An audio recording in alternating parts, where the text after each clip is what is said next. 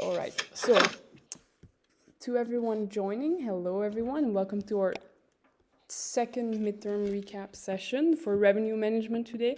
My name is Laurent. I'm the Basque Free coordinator, and we have Alex today as a Basque 4 student who is going to be our tutor for revenue management.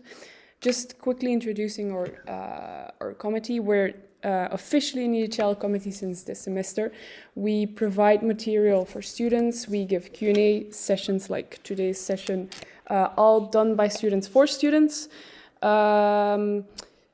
If you want to find our material and some of the PowerPoints posted from the previous semesters or some extra material to study, you can find it on our website. I'll share the link actually after the session in the chat. You can also check our Instagram for the next time, well, the next sessions for the midterms and also the finals. Everything is on there. And please feel free to ask questions, but do know that we're not accountable if you would fail your exam. So, I'll pass now the word on to Alex, who will start the session with a presentation. He's a Basque 4 student, so if you have any questions about the previous exam, please feel free to ask him. And he has Cindy as a teacher, by the way, so as a professor. So good to know. Yeah, so I just looked at what the committee, the entrepreneur committee put on the chat, and I see that they're following Miss Cindy's structure. So I made the presentation based on Miss Fanny's class, where we have, what is it called? Customer perception. But I presume that given the fact that the course you have course intro, principles, KPIs, pricing, demand, group, and distribution, I will lightly brush over the customer perception, assuming that that's not what's going to be on the exam, because we didn't have that. So allow me to just share the presentation on the screen for you guys. 1 second. I have like 13 tabs open, so it's kind of a... Okay. Let's see. Awesome. Can everybody see my screen? Yes. All good. Awesome. Okay, so I would just like to say I was here last semester, so there are certain things that may have changed, but the basic idea is still the same, so bear with me. It is quite late where I am, so I might be saying some sentences that don't make sense, so do correct me if I don't make sense, and do stop me and let me know if you need some clarification on anything. All right, so the main basics. So essentially, revenue management refers to selling perishable service products to the most profitable or optimal mix of customers to maximize revenue and profits. As the name suggests, it's about managing revenue, but more importantly, it's about optimizing your profit, right? Because just because you have a high amount of revenue, that does not mean that your profit margin is a success. It's all about how much profit you're making, right? So again, just because you've got $1 million in revenue and say you've got $1,000 in profit, you're not performing very well. You have to try to increase that profit. So it essentially aims to stimulate demand when it's low and then maximize profit when it's high. So that's the main point of this whole idea of revenue management. So a very important thing to remember is the 5 rights. So we have the right product being sold at the right price to the right customer, using the right distribution channel at the right time. So the product looks at the rooms, the floors, and all that. The price is dynamic or differential. You must understand the customer's willingness to pay, as you've already learned in economics. The distribution channels are essential because you have to use the right one that provides the most amount of bookings and things like that. And then obviously, the time is the seasonality. You look at fluctuations in demand and seasonalities in different parts of the world. So the willingness to pay of the customer is at the center of all the actions. So what you're trying to look for is the perfect price discrimination.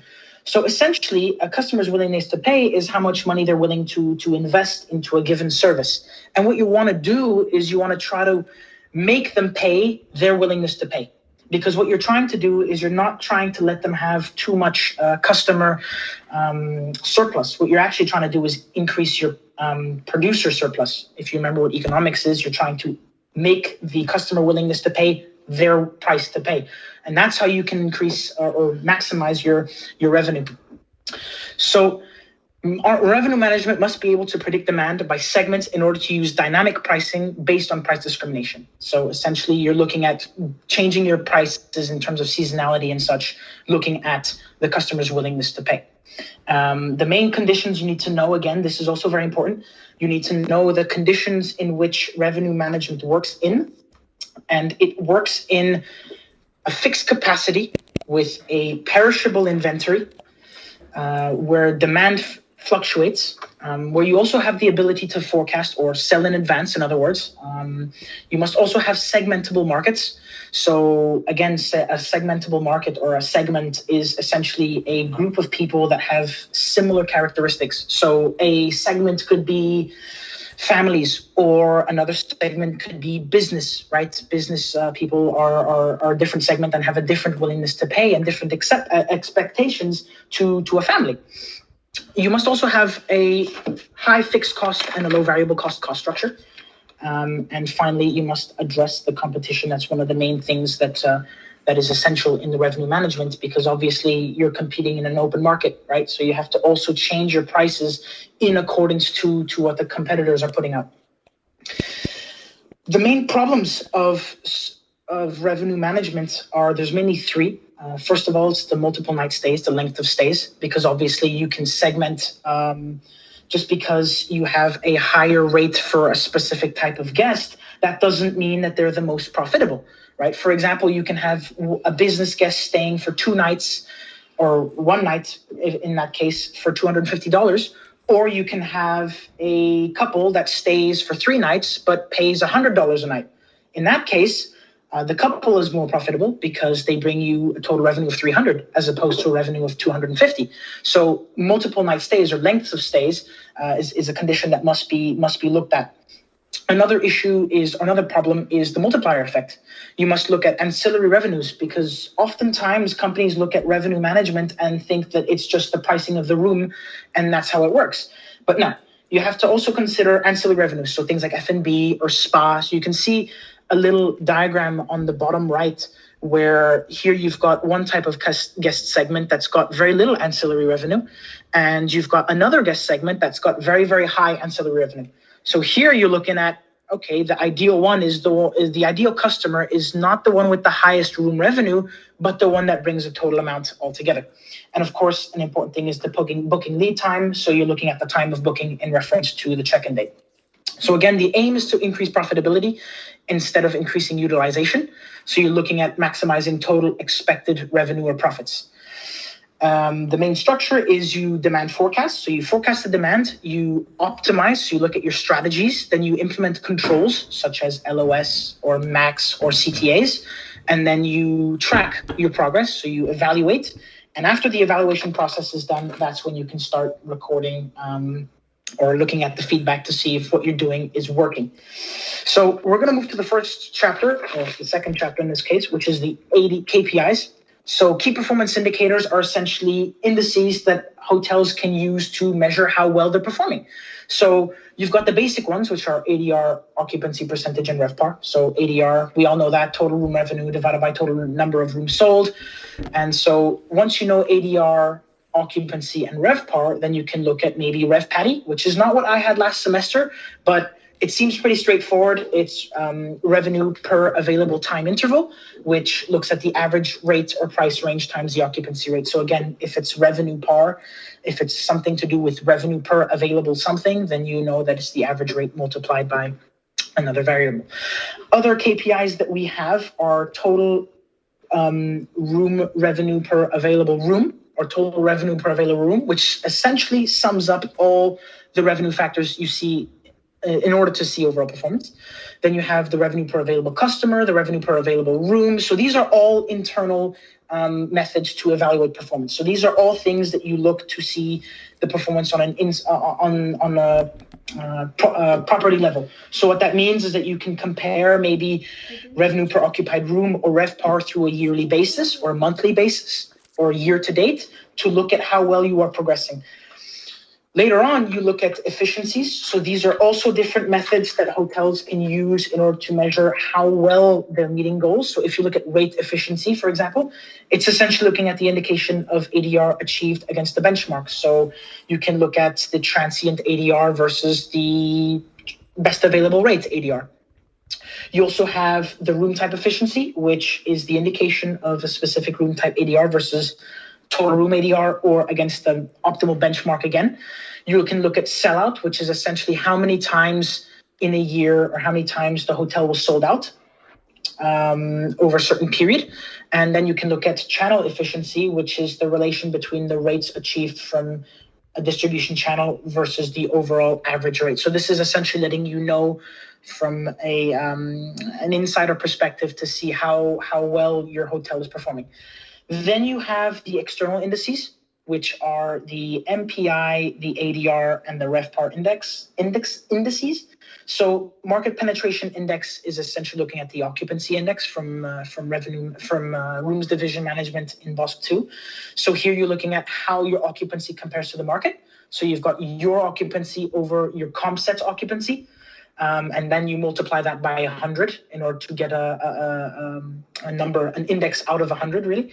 And then you do the same principle for average rate. So you take the ADR and then the revenue generation index, which is the Revpatty. So here you can determine if you are above or below the fair share. And this lets you know, compared to the comp set, how are you performing in terms of occupancy, ADR, and Revpatty. And this is very interesting because very often you have high occupancy and low ADR. And so it's important to balance the occupancy and the ADR in order to outrank the market. And this, again, is based on the competitive set, which is a group of similar and directly competing lodging properties to which an individual hotel is operating performance is compared.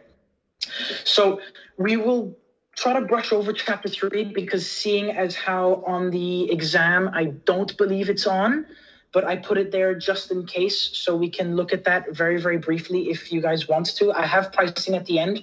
I kind of moved pricing away because I assume that that's from the content I got from Miss Fanny's class.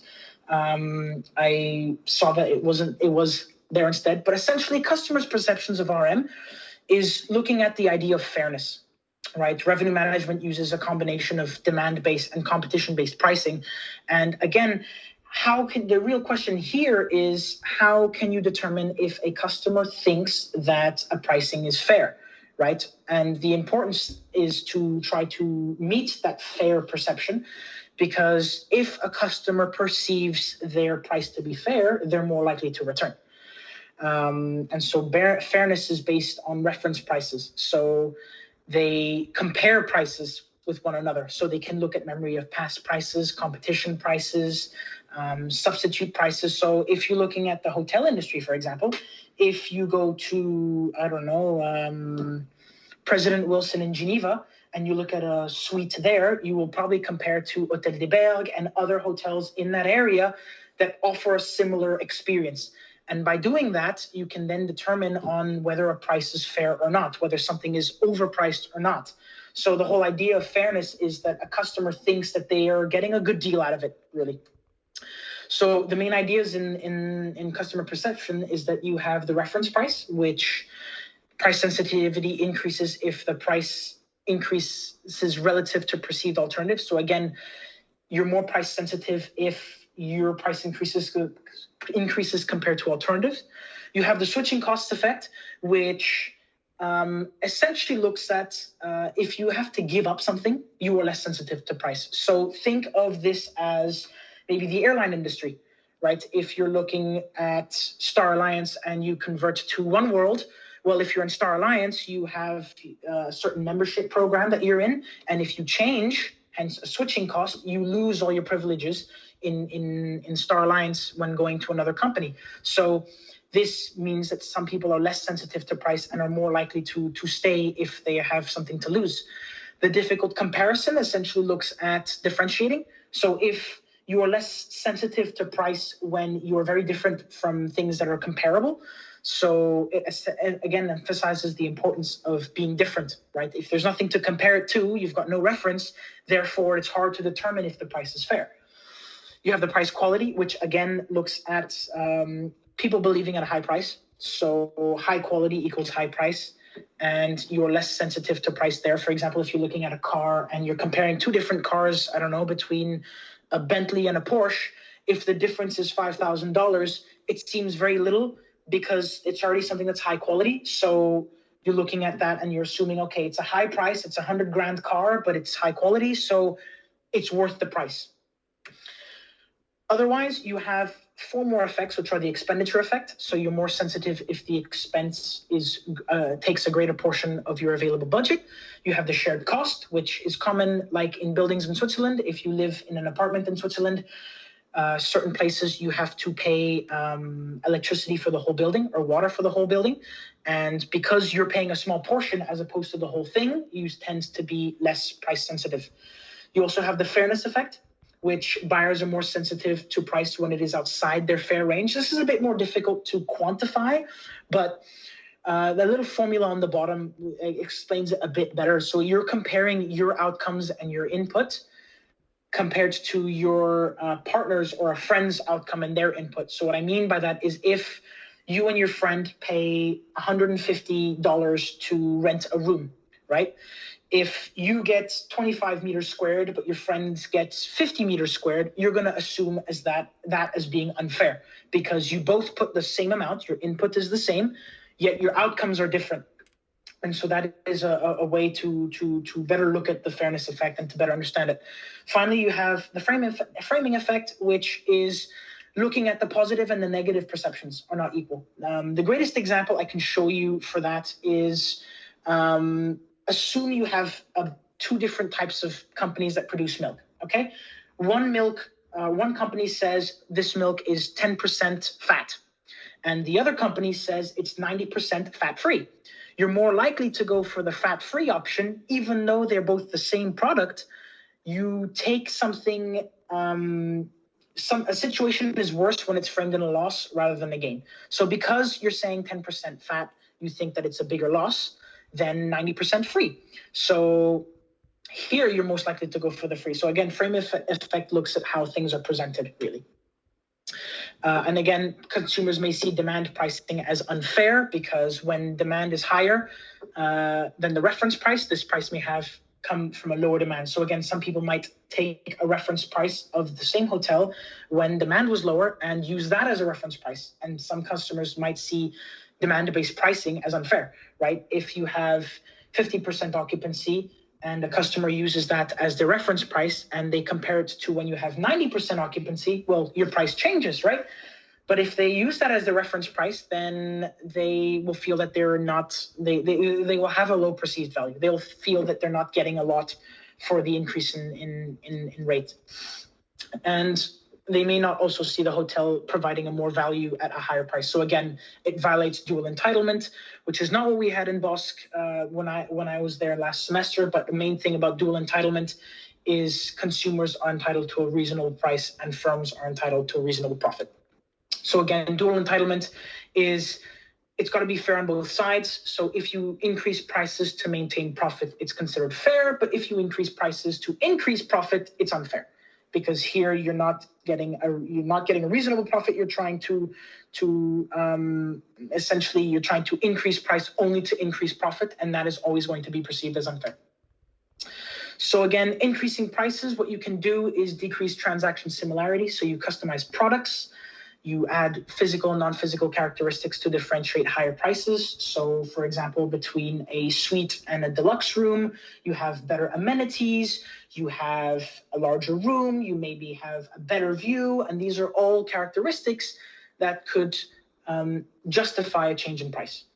Then you have a change of frame and reference. So if possible, raise your reference price so that what people have to compare with is a higher amount, and make sure that you're transparent so that you make the price change information available to all your customers so that there are no surprises and that the pricing offer is explained and understood. We're going to jump to pricing because that's actually at the end of the presentation, but we will have a look at pricing. Don't worry. We're going to jump to demand forecasting, which is actually quite long. and I can show you an example of what an exam could look like, or just to give you a better idea of what the demand control chart looks like. So the main objectives of forecasting is to allow the implementation of most efficient strategies, annual budget processes, HR management, purchasing and investment decisions, and goals and bonuses. So essentially, what you're looking at is you're looking at what's the potential demand you'll have within a given time frame. And you have constrained and unconstrained demand, which we will look at later. So again, you're looking at to maximize revenue, you maximize daily occupancy to minimize revenue loss, because you must know that if you have a room that's empty, you're losing money. It's potential revenue lost. Sometimes it's better to sell the room at the cost than to just leave it empty. And you must also ensure the best mix of customers when the demand exceeds capacity, right? So you want to try to take the most profitable guests when you have more demand than what you can take in order to ensure that you can contribute to maximizing your revenue. So the characteristics is that demand forecasts are rarely perfect. It's hard. It's almost always wrong. It's very hard to accurately and 100% precisely predict, because you're basing it on historical data. And sometimes there are things that are unexpected that may happen and therefore change what the future will hold. A case in point being COVID, for example. No one could have predicted it, but it happened, and now your forecast is completely different. So again, forecasts are rarely perfect. They're more accurate for aggregated data than individual points. So if you aggregate them, you sum up data, and you have large masses, it's better to use that than for individual items. And forecasts are more accurate in the short term. The more short term it is, the more you can guarantee, because it's very, very unlikely for a huge event to happen unexpectedly. I mean, sometimes, most of the cases, you foresee something happening before it just comes from one day to the next. So you have three main methods. You have demand forecasting, which has a strategic orientation. And here you are establishing selling guidelines to establish demand criteria for the revenue forecast. So here what you're doing is that you're looking at unconstrained demand, and you're identifying excess demand, you're identifying the needs periods, and your occupancy or whatever numbers you're going to have may exceed 100%. Whereas if you look at occupancy forecasting, your purpose is to tell operating departments how busy a hotel is going to be. So if you're looking at how busy a hotel is going to be, it cannot exceed over 100. There is no such thing as 110% of a hotel. It's not possible. That would be overbooking, and thus you cannot accommodate all your guests. So here, occupancy forecasting facilitates scheduling. It provides a business mix details, and it shows the arrival and departure patterns. And finally, you have revenue forecasting, which informs the senior management and of the occupancy rates and revenue estimates for the next 3 months and beyond. So here in the revenue forecasting side, you're looking at cash flow projections, at purchasing requirements, and the mix analysis. So unconstrained demand, essentially what that is that it's the naturally occurring demand in the absence of constraints and restrictions. So this is assuming you do not have a limit in capacity. What is the total demand that you expect to have? All right, and conversely, you have constrained demand that is the total demand when it is confined by restrictions and availability. So the way that you would calculate unconstrained demand is you take constrained demand, you add the denials. So a denial is when a hotel cannot or will not accept the request for a room. So either you're fully booked, or the rate class is closed, or they may not have the room available. So you sum that with constrained demand and regrets, and that's how you would base your forecast. You're supposed to base your forecast on unconstrained demand, and then you would select your ideal customer or customer segments that will be accepted. So here, again, a regret is when the caller does not book when a rate is quoted. So a regret would be you call a hotel, they tell you this is the rate class that we have, and you hang up the phone. So a regret is when the ideal rate class for a guest is not available. So again, constrained demand is when it's held by rules. So when a hotel has a capacity constraint, or when they have, or when a restaurant has a space constraint, that would be the example of constrained demand.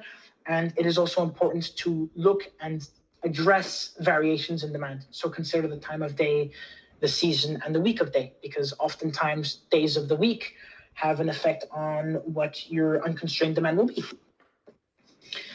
So this is the part where we didn't have last semester, but having gone over it on the presentations, I kind of got the idea of what it's supposed to tell you. So the sources of info to help you with this forecasting, you've got hard data.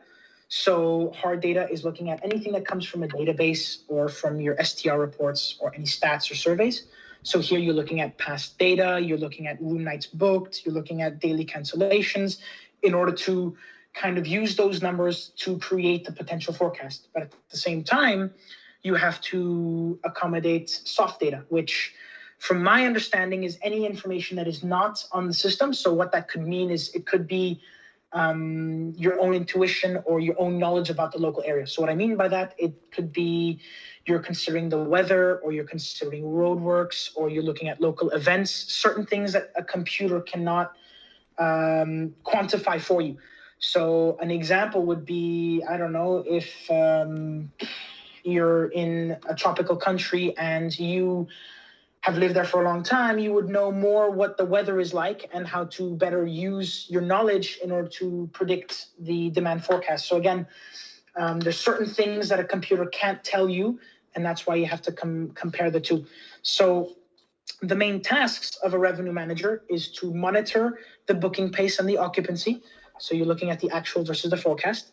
You have to also monitor the market. So you look at events and you're looking at what other hotels are doing, their prices, their booking pace, and all that. And then you have to update your forecast in relation to that. So you're looking at, is your actual above your forecast? Is it the other way around? What is the market doing? So that you can look at what you can change in order to adjust your strategy, which would be the next step. And then finally, you would record your changes, and then you would evaluate to see if those changes actually ended up working. So quick thing, I didn't see this on your presentations, at least in Miss Fanny's class, but I presume it's still in Miss Cindy's one. So you have the notion of a demand generator and a demand drain. So a demand generator is anything that produces an increase in business. So an example of that, I could take, for example, the World Cup in Russia, right? That's an event where it causes or motivates people to visit the country and go to hotels to stay there. So a demand generator is anything that produces an increase in business. A demand drain is the opposite, produces a decrease. So an example could be the protests in Hong Kong. Once things get out of hand, less people want to go, so hotels are struggling. Bigger example of a demand drain would be COVID, right? Because COVID is going on, people travel less, and hotels are being affected negatively. An essence or a thing that you can use in order to help with your demand forecasting is you can use a booking curve. So a booking curve would be an example of what I have on the right. So this is a booking curve by lead time with different segments. So a booking curve is a visual representation of how reservations accumulate over time. And you'll see that in this example here, depending on what segment you're in, the booking curve changes immensely. So you can see here that leisure travelers tend to book a lot more in advance than business travelers do.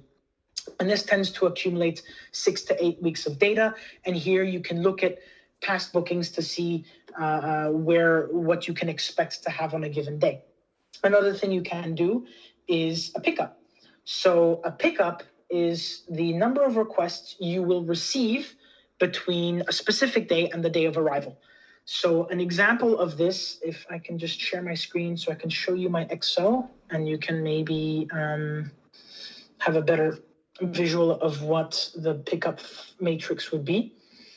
So here you have an Excel sheet, and this would be your pickup matrix. So can everyone see my Excel sheet, by the way? Yeah, we can all see it.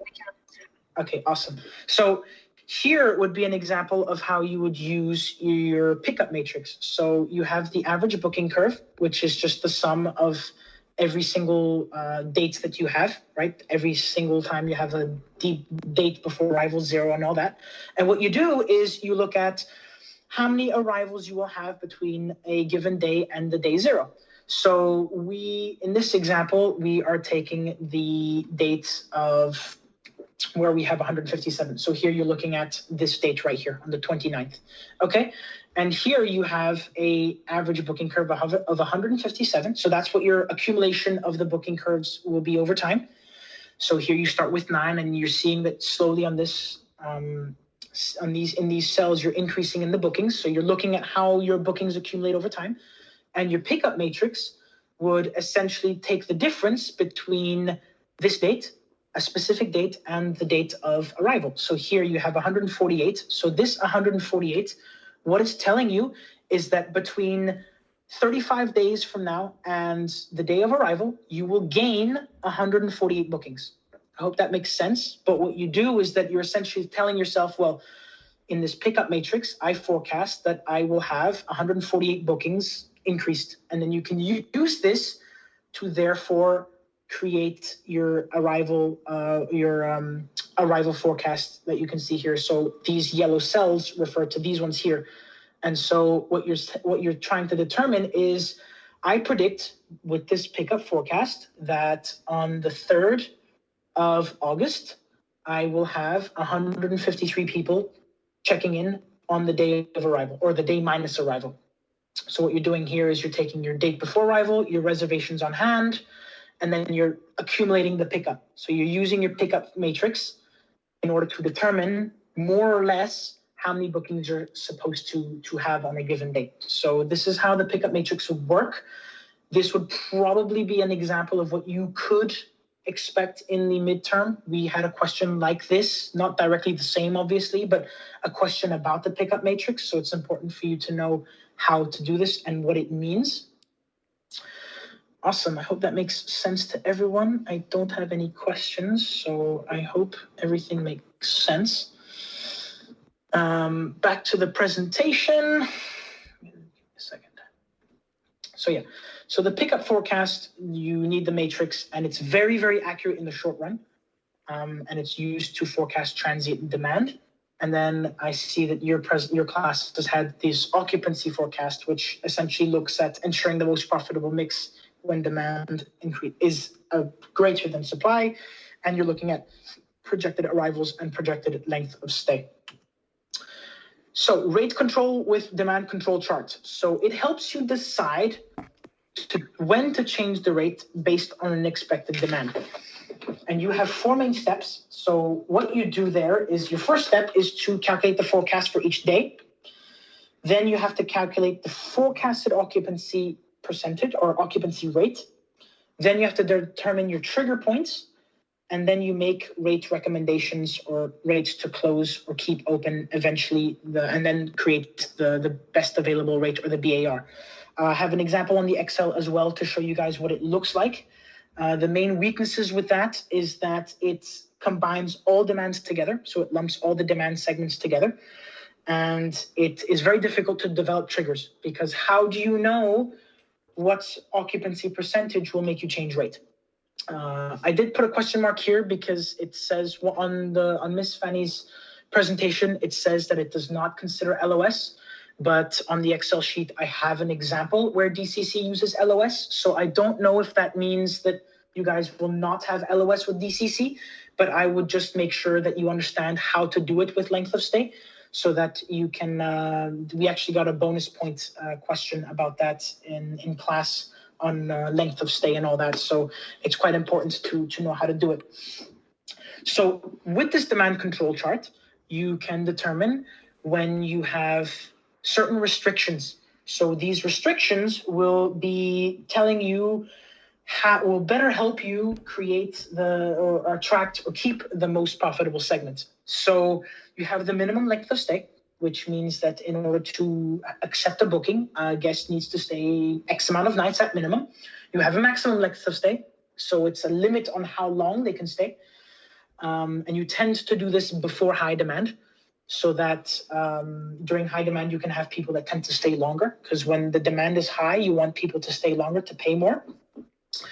And then you have close to arrival, which is CTA. So a CTA is when you do not accept any reservations for a particular date, either because you have guests staying in-house and you're fully booked, or the rate class open is just not profitable enough. And so this whole idea of accuracy is very important, because you must be very accurate in your demand or in your demand forecast, because managers rely on accurate forecasts to schedule effectively and to manage labor costs. And it's also important to avoid bias. Bias is a problem of direction. So forecasts tend to be low, which is a downward bias, or typically too high, which is an upward bias. So bias refers to the tendency of a forecast to be toward one side or the other, in terms of to be one side or the other of the truth. So what that means is that you might forecast too high or too low, and it's very difficult to forecast exactly in the middle. So either you're going to be optimistic or you're going to be pessimistic. It really depends on how you judge the situation. And the idea of precision is a question of magnitude. So the precision is the difference between forecasts as a result of using a particular forecasting technique and the corresponding actual values. So the more precise, the smaller the difference between forecasts and actual values. The less precise, the larger the difference. So I'm just going to show you an example of what the DCC looks like, so you guys can have a bit of insight into what it's supposed to be, especially with an LOS, because again, it did say that there is no LOS. So allow me to just pop it up, open there. So here would be a simple example of what the demand control chart would be without a length of stay. So this is assuming that people stay one night. So how it works is that assume you have your on the books expected an arrival, you can calculate your occupancy by simply taking the capacity divided by the arrival, right? So if I were to take the occupancy percentage, I would take the capacity divided by the total expected arrivals, and I would see, well, I did it wrong, but you will see that eventually you have a certain occupancy level. And by using this, you can have a certain amount you have to determine your BAR, so your best available rate. And your best available rate will depend on these trigger points that you have here. So these trigger points will essentially tell you when you should change the rate segment. So if your occupancy is between 0 and 70 and 69%, because you're not inclusive of 70, your rate should be $110. If it is above 70% and between 90, it should be 150, and so on. So this is how you would make it work. So once you figure out your occupancy, it's a simple lookup. So to use the lookup function, you just take, when you take the lookup, so when you're using Excel, make sure that you just read the little descriptions. So if you're using the lookup function, your lookup value would be the occupancy rate. Your lookup vector would be the occupancy percentage here that you have, right? Because you're relating this occupancy percentage to these trigger points. And then your final value would be the actual rates. And then once you keep the formula locked in, you'll have it come automatically. And to prove it works, for example, here I have 114% and it's above 110%. I should have the no minimum rate, and that's how it works. So how do you have it with a LOS? Well, it looks a bit like a math problem, but it's a lot easier than it looks. So here you have given percentages, right? So this would be given. Assume all this is blank. So how would you do it? Well, LOS2, you'd simply take the averages of the first 2 days. So here for LOS2, you take the averages of these 2 dates, right? The occupancy forecast of these 2 dates, because if you're staying for 2 nights, you have to take the occupancy of the people that are staying 1 night, and then you do the same for the 3. So you just take the simple averages of the first 3 nights, and then for LOS2, you do it for only 2 nights. And that's how you take the occupancy forecast. Because if you have an occupancy forecast over 3 days, people that tend to spend 3 nights, you take the average of the 3. And how you do it? Well, it's the same principle. If you have these trigger points here, all you have to do is you take to find the BAR, or the best available rate for any rate segment, for example, LOS2, you would take the occupancy percentage that you have, the average, and then you'd use the occupancy in the rate bucket. This is very, very typical of what Miss Cindy likes to do. So just make sure that you have to understand how it works. Because what I mean is that this is the in-class exercise that she gave us. And you can see in this question, you have the occupancy on the left and the rate on the right. You'll see in the next question, it's flipped. You have the rate on the left and the occupancy on the right. Miss Cindy tends to really like doing this when she likes to just flip the structure. So, for example, in an exam, instead of the LOSs being vertical, she really likes to put them horizontally to make you think that it's completely different and it's something you've never done, but it's just a change in structure. So what I'm trying to tell you is that try not to get used to exactly these exact formulas, because you might have to do the same thing horizontally, right? And horizontally is a little bit different. It looks different, but the idea is the same. So long as you understand to do the DCC with LOS 1, 2, and 3, you just take the occupancy forecast and you divide and you take the averages. So for LOS 1, it's just the one value. For LOS 2, it's the average of 2. And the LOS 3, it's the averages of 3. And you have to remember that once you have the averages, you have to take that value and then you take the thresholds of each. But remember, again, do not get used to one specific structure. Get used to the principle or the idea. So once you have your DCC, then you can create this little table to tell you which segments will be closed or open, right? So here you would have at LOS 1, you'd have $95, which would be open, right? So how you would read this is if you look at the green section here, okay? You have LOS 1, the best available rate for LOS 1 is $95. So you would have that rate class open. If someone wants to stay for one night, you can charge them $95. However, if you look at the best available rates for 110, it's not possible because 95 is less than that. And so you can't have that because, again, it doesn't fit. So you have them closed because this is going to be peak season where the occupancy tends to be very high. You'll see the occupancy is very, very high. So you tend to put a minimum LOS there in order to be able to open most of the rate classes possible. And then you have for 110, well, here the rate class again is you want to keep them all open because, well, the rate bucket for 110 is open because you want to have in this case for the first day, you have 110. So 110 for LOS 2 is open, right? If you look here, you've got 95 open.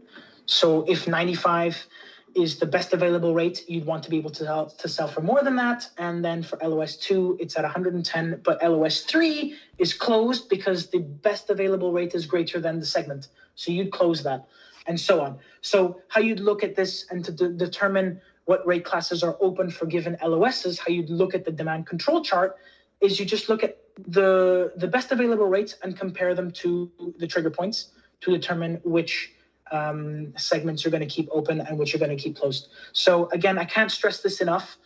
Do not get used to a specific structure. She will, Miss Cindy, especially if I heard that you are given an Excel sheet.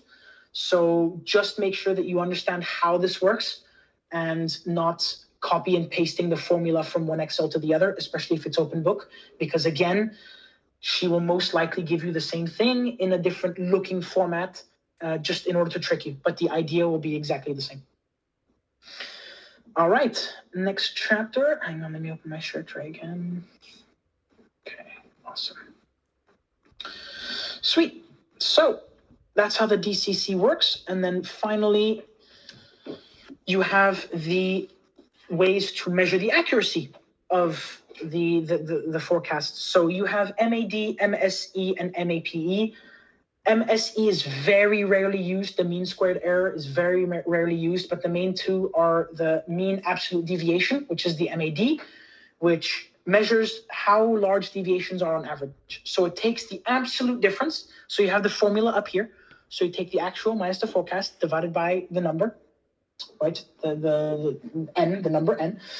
And you're essentially looking at here the absolute value. So how far are your deviations on average? So how far are your predictions or how far is your forecast from the actual value? The MSE is the same principle, but you're just squaring it. Instead of taking the absolute value, you're squaring it. So you're averaging the square of all the errors, which by squaring, you make things positive. But don't use it, especially when you have large errors, because it tends to be more sensitive on large errors.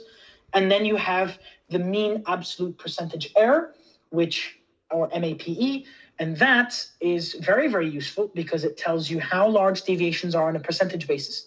So you're looking at calculating the error as a percentage of actual total sales. And this, because it's a percentage, it allows you to compare different hotels of different sizes. Because if you have 10 rooms compared to a hotel that has 500 rooms, you can't really compare numbers just by, amount of rooms sold and all that. But if it's a percentage, like a profit percentage or an occupancy percentage, or how far your errors are, it's easier to compare. So when it's a percentage, a proportion, it's easier to compare proportions of different sizes than it is to just use the bare numbers. All right, so group management. I believe this is the last chapter you guys have. I will go back on pricing, don't worry. That is on the agenda.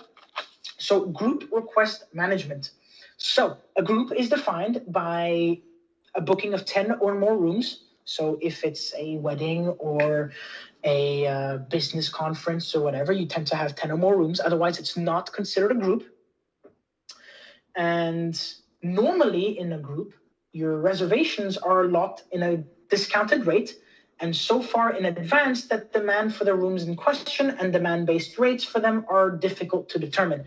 Sometimes you tend to make bookings a year in advance, and sometimes it is very difficult to determine how things will change in a year. A lot of things can happen. COVID happened in a couple months, so you can imagine if at the beginning of 2020 you had a booking or a group coming in and then COVID comes to hit and lockdown comes on, it obviously will change how things work.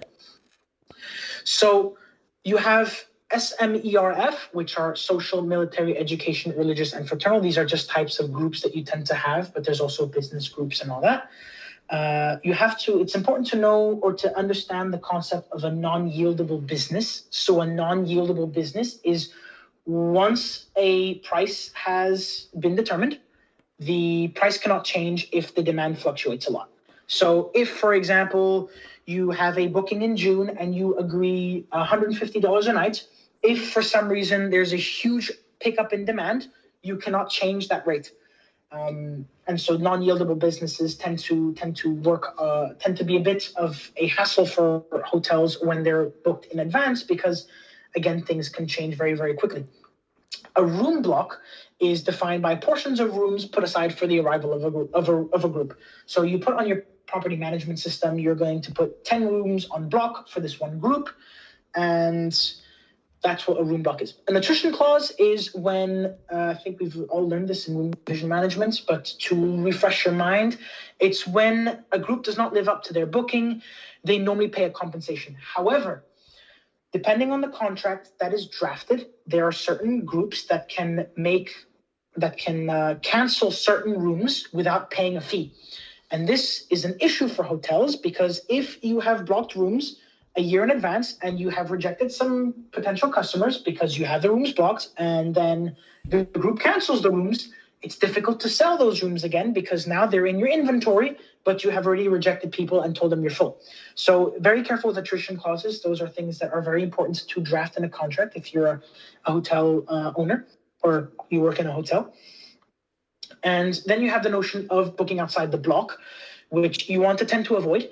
So booking outside the block is when people tend to go to other sources or they go to other internet sources to secure a room at a lower rate, or they go to a similar hotel near a specific convention or a specific meeting.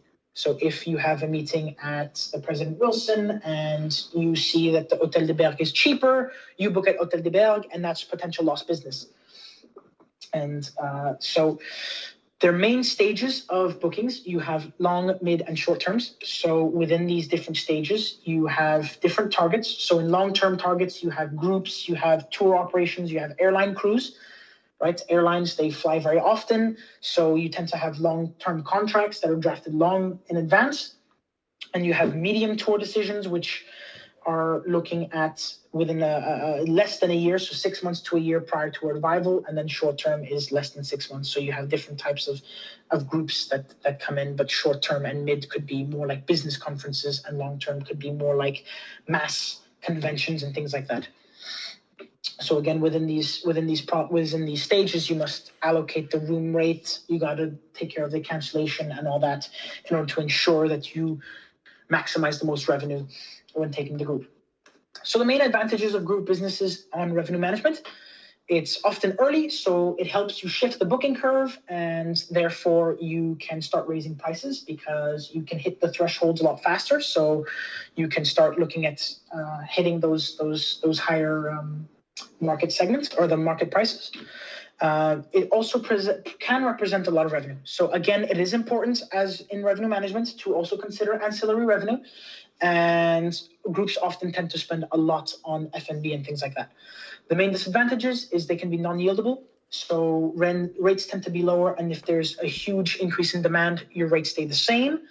You have the attrition clauses that I mentioned before. So benefits attrition clauses can benefit their cancellation, and overbooking arrivals with a large group is difficult because how do you manage overbookings when the full group comes in, assuming they don't cancel any rooms or they have no-shows as you have predicted? So how do we determine whether a group is worth taking or not? Well, you would use what we call the displacement model. So the displacement model looks at how many rooms you must turn away in order to accept a group. You look at the revenues and the costs associated with them. In order to do this, you need to know the forecast of transient demand. You must know the expected size of the group, more or less what you expect to have, how many rooms they're planned to take. You must understand or must know the transient rates, the cost structures, and you must also have non-room or ancillary revenues in this case. How would you know how to do this? Well, the formula is simply going to take the displaced contribution minus the group ancillary contribution divided by the total room nights per group. So remember, just note that you take the displaced contribution minus the ancillary, the sum of that divided by the total room nights per group, added, and then you add the variable cost per room. What's important is that you look at the contribution. All right, you have to look at the contribution, which is the price minus the variable cost, how much money you're actually going to keep to reinvest in your fixed costs, right? Because even if the room is empty, you still have a variable cost. You still have cleaning to pay, you still have electricity to pay, so the variable cost must be deducted. And you're looking at how much, if you have the group or not, you still have a variable cost. So you're looking at how much money you can have, and that's why it's important to look at the contribution. So you're looking at the opportunity cost analysis, and you're looking at how much money you can gain compared to how much money you will lose. So your displaced contribution is simply the transient rooms displaced, so how many transient rooms you displace, multiplied by the transient revenue minus the total variable cost. And for the non-room contribution or the ancillary contribution, you take the ancillary revenues minus the total variable cost for ancillary services. I do have an example of what this looks like, so don't worry at all. So how you would do this is by doing this formula, you would have the minimum room rate.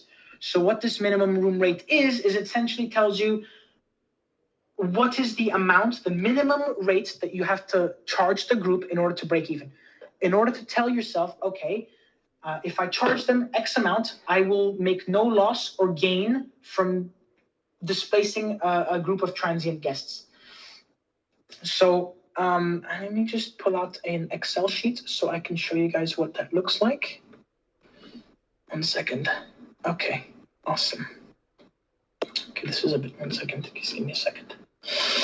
Oh, my computer is slow today. It's not helping me at all. Okay, hang on, it's loading. My Excel's very slow today. Awesome. Okay, so let me just pull this up here and then share my screen with you guys. Okay, awesome. Okay.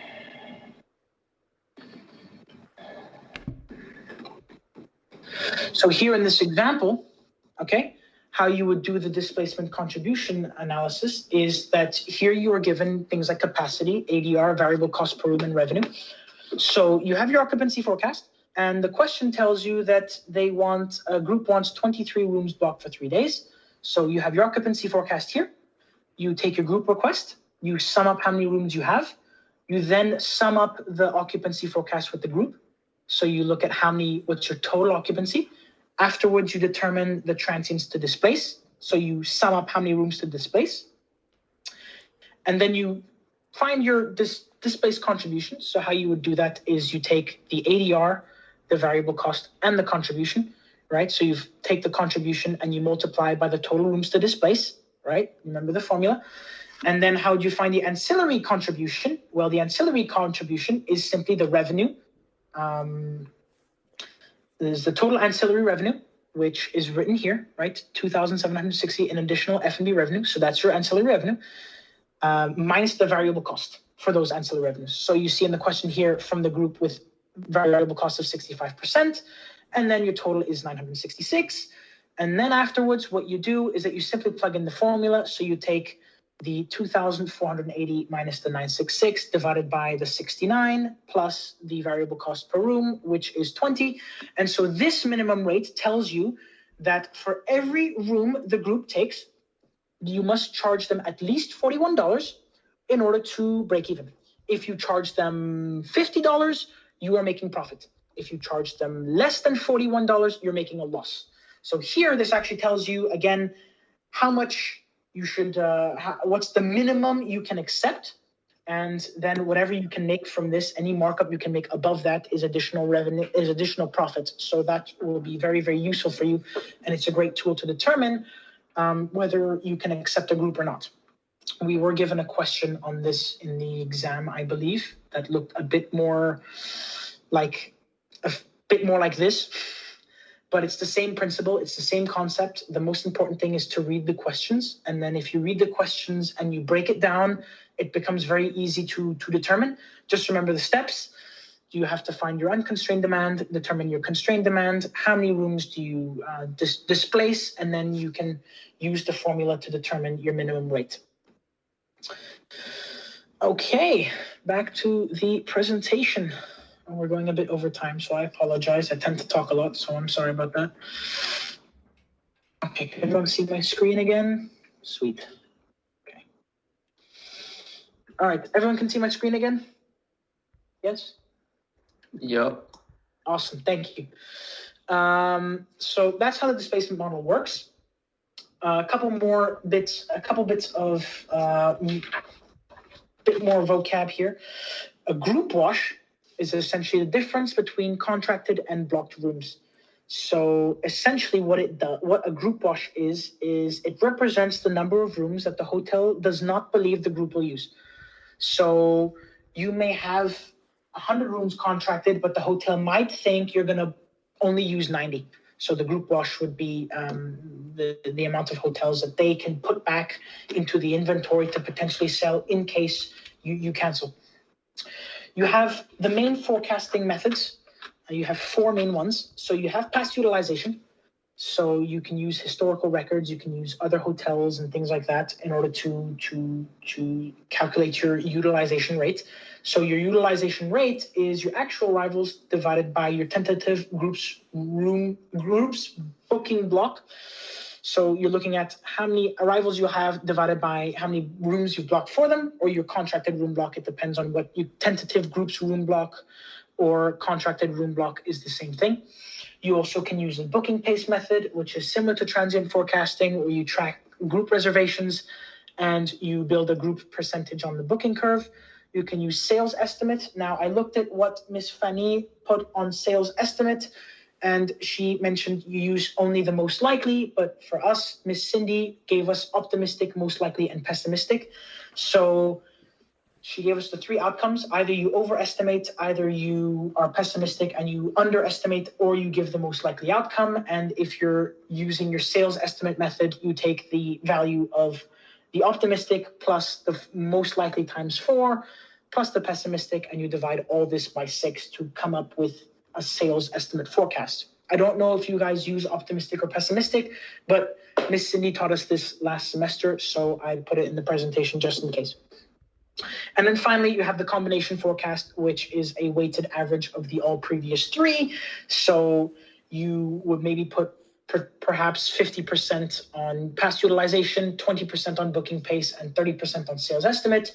You take those three end numbers and then you multiply by their weight in terms of, and this weight is actually determined by the expertise of your sales staff. So your sales staff will actually use their own knowledge in order to determine which method will have more weight than the other.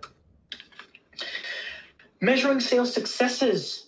So the final slide for distribution would be, for displacement, would be looking at the successes. So your conversion ratio is the number of rooms contracted divided by the number of group inquiries. So essentially, how many out of the groups that have asked you to come into the hotel as a group, how many have actually created a contract with you, and actually how many have actually come. So you can look at how successful you are at attracting groups. You can look at booking goals. So booking goals are created for sales managers, and they're based on past performance and strategic focus. And you actually use those goals to look at compensation and bonus for your sales managers. So distribution channel management. I don't believe you have this on the exam, but I will cover it briefly just in case. So remember the 5 rights. One of the rights is the right channel, right distribution channel. So it's important to have the right channel that delivers customers to a hotel. A market segment, again, is a group of people with similar characteristics. Intermediaries tend to offer a route to the market to connect to potential customers, especially on smaller firms or smaller hotels that don't have a big marketing budget. Intermediaries can really help you open up and go to guests all over the world. The challenge is to coordinate reservations from different channels. So because you've got multiple different channels from Booking.com and Expedia and all that, it's very difficult to coordinate and to allocate the rooms to different channels. An intermediary is essentially an entity that acts as a service link between buyers and sellers. So they're not dealing with each other directly, but if you have an intermediary, you have transaction costs and costs to trigger the reservation. A rate parity is a legal agreement between a hotel and an OTA to provide the same rates. So this prevents undercutting, this prevents an OTA from providing rooms at a lower rate or vice versa. It's very easy for a hotel to provide rooms a lot lower than an OTA to force them out of the market, and that is actually illegal. So it's very, very important that they must keep the same prices because it's an agreement that they have. A channel manager provides a dashboard allowing reservation departments to update and control booking info. So this actually helps with the dynamic update of information, which is really, really important because you want to have updates on the go and updates frequently in order to let the customer know of what's available and what's not. So again, it connects rates and availability to channels. So it's important for all channels to have the most accurate information in order to pass it down to the customers. We have 3 major distribution systems: the CRS, which is a central reservation system, which works very, very well with the property management system. Very often hotels tend to have their own central reservation system. So it's very, very easy to book directly with the property management system and the CRS. So it's very, very easy. It works all in the same place. You have the global distribution system, which is essentially a booking platform or a network for travel agents for the sales of rooms, flights, and things like that. And it provides access to inventory and rates on a dynamic basis. And then you have IDS, which is the internet distribution system, which is essentially an online system using internet to connect firms with customers that can potentially buy products and or services. The main channels that you have are property or hotel sites, social media pages. These, very straightforward, they're controlled by the hotel management. Because of that, they have minimal distribution fees. You can change it very easily because your hotel runs it, so you can change information or modify things on the go. It's easy to measure effectiveness because you can look at how many people visit your site, how many people you can look at your conversion rates because you have all the info of your guests. And it's perfect with the CRS because if you book directly with your own hotel website, the CRS immediately gets the notification and they can inform the front office or any other relevant department for any information. Then you have referral sites or meta search engines, which searches other sites for the lowest prices and presents them. So it creates opportunities to generate more bookings on direct sites, and the cost per click, there's a cost per click rather than a commission. So you learn that in CIDCM, or even last semester in marketing, where we have this idea of cost per click. Then you have the agency model, where the guest pays the hotel directly, and a commission is paid to the OTA after the stay takes place. It's more favorable for the hotel because the guest pays directly at the hotel. You have the merchant model, which an intermediary obtains rooms at a lower rate and then acts as a merchant, selling them to buyers at retail rates. So a merchant model is a OTA or an intermediary has hotels. They buy hotels for a certain amount, and then they can sell them at a markup.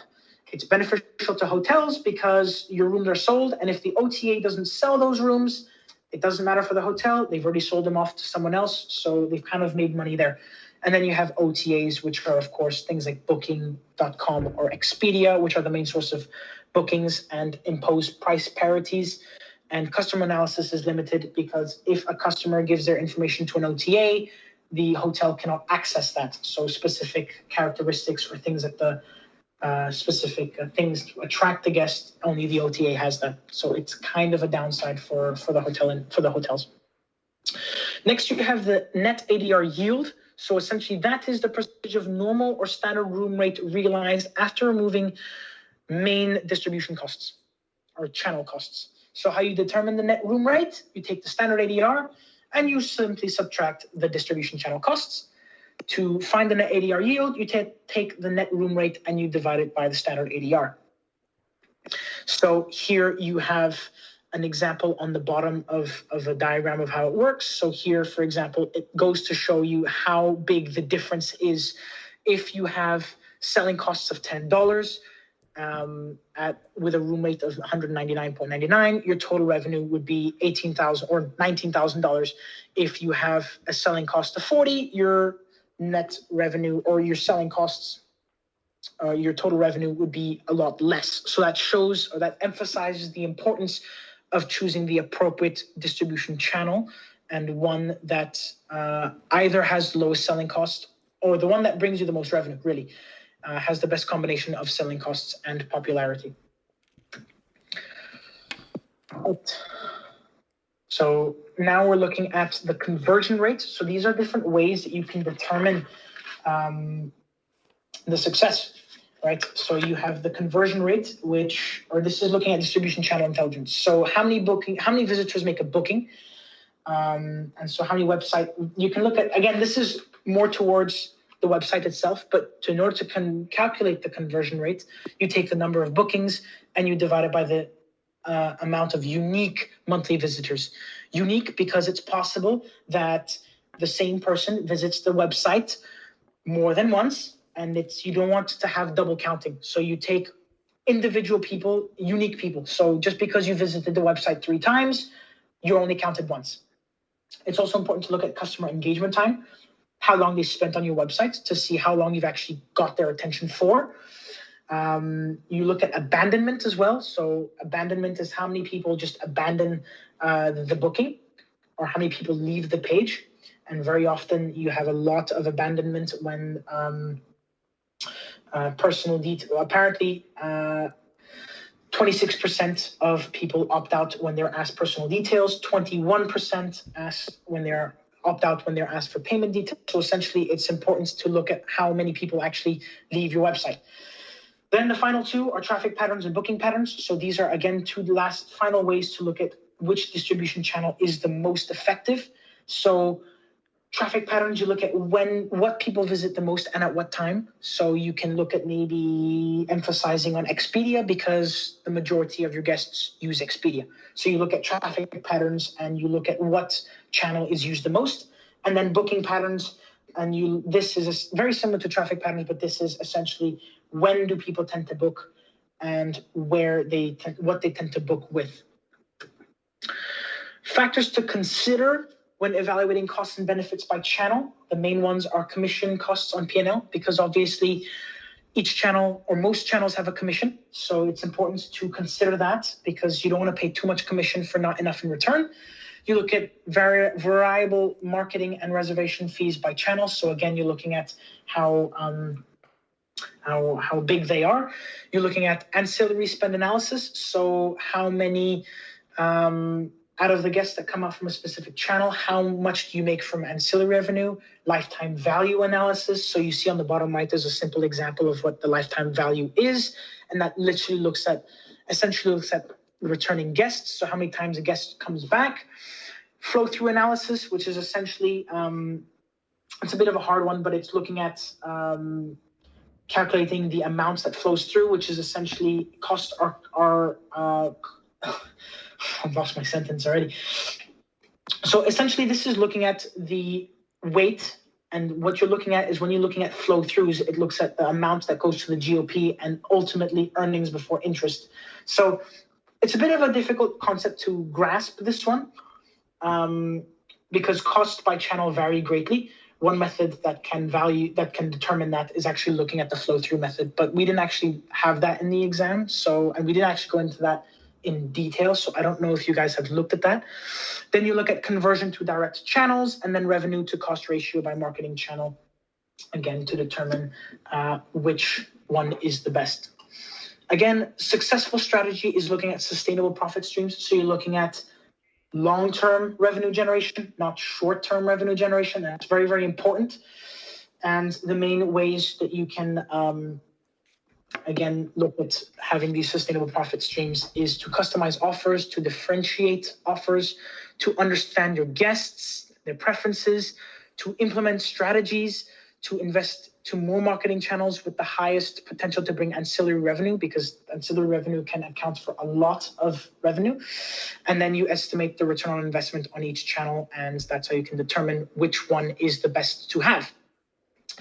And then we have finally this notion of cross-selling and upselling. So when you cross-sell, you sell things that are within a package. So you see the little example on the bottom right. If you buy a burger, you can cross-sell fries and a drink with it. Whereas if you upsell, you're looking for an upgrade, a bigger in size. So it's also important to upsell where possible and also cross-sell if possible, because that is a method as well to gain additional revenue and to aid your total amount. So the final chapter I wanted to talk about is pricing.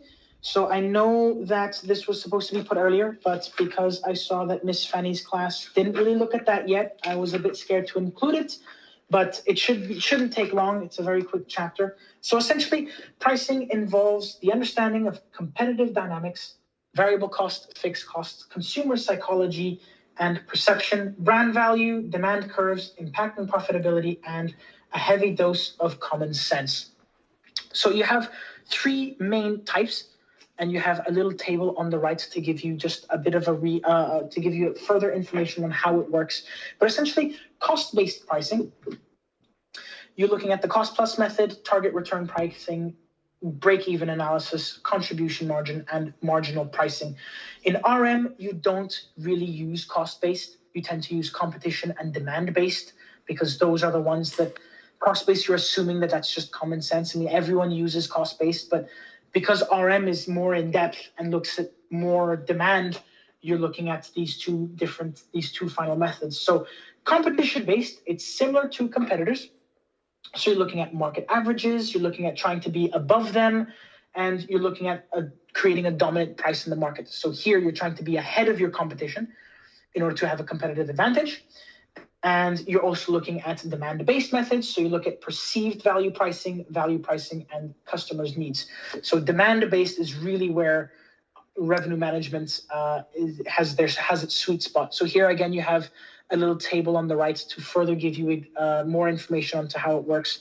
But again, you're looking at trying to meet customer needs in order to maximize the amount of money that they pay. So your main strategies, at least the ones that we looked at last semester, were penetration, equals, surrounding, and skimming. So penetration is you start very low to undercut. So you start with a very low price to try to penetrate the market. It's equal pricing, so you try to match the competition. Surrounding is you put a price above and under to try to get the minimum and the maximum price in the market. And skimming is where you start very, very high and gradually over time you come down. Skimming kind of gives you an idea or kind of creates a sense of luxury. You know, you tend to have a very, very high price and then eventually tend to come down. That's not very commonly used, but it's important to know that as well. The notion of price matching guarantee is a firm's promise to reimburse its customers if they find a lower price elsewhere.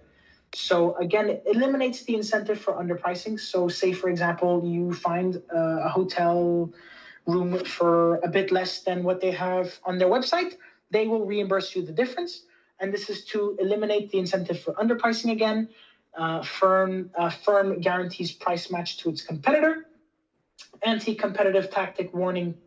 So again, it prevents, because it's very easy in a competition to eliminate your competition by just having a very, very small price, right? So in order to prevent that from happening, you price match guarantee so that there's more or less an even price throughout the market, and it's kind of an even playing field. So it tends to lead, it could also lead to higher prices because you can have an agreement. And again, it's important to know that you have to look at customer value, because if you are the leader in customer value, you are the price maker. Because at the end of the day, if a customer perceives you as providing them with greater value, you tend to have more control. So the main idea here is to, you have to win the customer experience. You have to kind of have an advantage. If you have a competitive advantage in terms of customer value and experience, and you provide a better experience, you're golden. I mean, you're going to beat your competition any day of the week. So customer value-based pricing. So what is that about? Well, it reflects the value of the product of a service from the consumer's perspective. It's very, very hard to quantify, but it's very effective in revenue management, or it's effective revenue managers understand that all rational buyers do seek to gain an increase in value. So you need to understand what the customer needs and wants. And perceived value is essentially the outcome divided by the cost. So the outcome is the quality, the service, the safety, the image, things like that. And the outcome is the price, time, energy, and effort. So anything along those lines, it tells you how much, the higher the perceived value, the better off, because you want a higher perceived value in order to gain the customer, right? So essentially, what you're doing is that you want to have the customer think that they're getting an increase in value. And by doing so, again, you have the competitive advantage, right? So products and services are a combination of price and value. So it's very important to understand that notion, because you need to have a good price, but also provide a lot of value for your guests in order to make that price deemed fair, right? So it all connects, all the chapters connect in a way or another. So you have, within this, you have a couple biases that need to be understood. So the first one is cognitive bias. So a cognitive bias is essentially a bias that affects almost all consumer decisions. It's a very basic term, but a type of cognitive bias would be the decoy effect. The decoy effect is a type of bias that you can use in order to better price. So what it does is that you try to change your offerings in order to make something seem cheaper or more expensive. What I mean is that, say, for example, you own a cinema and you have two types of popcorn. You have one at $5 and one at $10. The majority of the people will think that the $10 popcorn is too expensive, so no one's going to buy it. So what you can do is, if you introduce a larger size at $15, all of a sudden, $10 doesn't seem that expensive anymore. It seems that now that's the middle option, you can motivate people to spend more because the perceived value is no longer too high. So that's how you can try to use the decoy effect in that sense. So you can also add, again, by adding a new price or a new size, it means that people might be more motivated to start spending a bit more. And so that's an easy way to start. So your decoy in this case would be the $15. So the different types of pricing you have single rate pricing, which is in the name. Everyone has the same price, right? Single rate. So you provide the same price to everyone, but that's not really revenue management. That's not optimizing the revenue. So you have differential pricing. So you're charging different prices to different buyers. So you're looking at now in differential pricing, you're looking at differentiating price by customer segment. So each price difference must be explainable and justifiable. So maybe you have a different price for a business guest because you have more business amenities, or you have a different price for a family because you have some cookies for kids or something like that. So differential pricing is you're trying to look at making subtle differences in order to charge a different price depending on the customer segment. Then you have dynamic prices, which is a firm that constantly adjusts price depending on demand. So that's the main idea of revenue management. When demand is very, very high, you tend to price higher. When demand is very, very low, you stimulate demand by trying to have a very attractive price. So the advantage of dynamic pricing is that you can increase revenue, because when demand is very high, people tend to want to spend more, so you end up having more revenue. And you can also easily stimulate demand when it's low, because you can start having a lower price that motivates people and makes them gives them the opportunity to have something that they wouldn't normally spend. The main disadvantages is that the higher payers aren't happy, because if you're paying more because you have a higher willingness to pay, you might be unsatisfied because you might think, hey, it's unfair, I'm paying more than somebody else for the same thing, right? So it can make people unhappy. You constantly have to monitor data, because it's very, very costly to evaluate data and monitor it. So you got to be prepared to spend a lot. And people may not be able to trust a company who's always changing. It's a bit of a long stretch, but if a company is never constant and they keep changing prices, people might start being uncertain. And with a level of uncertainty, people tend to not want to go back again, because you're not certain about what you get, right? You don't know what price you're going to pay. All right, so rate fences. So a rate fence is a specific requirement of who is and who isn't eligible for a special price. So a well-designed rate fence, customers segment themselves based on their willingness to pay. So the main benefits of that are that you have increased sales to price-sensitive guests, because if their willingness to pay is low, they can go for a low segment. You have a positive brand image because you are providing more options. So people are happier because you have more options. You can tailor to their needs, and it leads to an increased revenue and market share. The main mistakes or benefits is that people think that rate fences are all about discounting, which is not true. People tend to have the wrong segmentation criteria, and sometimes it's very, very difficult to implement. And in the end, rate fences may not be fair. Some people might find them as unfair. So finally, to wrap this all up, you have physical and non-physical rate fences. So you have basic products, amenities, and service levels. So basic products are essentially the size, the class of travel, whether you go in business or economy, the size of and furnishing of your room, the seat location in a theater or in an airplane, things like that. So it's really the basics of what you're getting. The amenities are add-ons, so like a free breakfast, a valet parking, a free golf cart at a golf course. That would be an example of an amenity.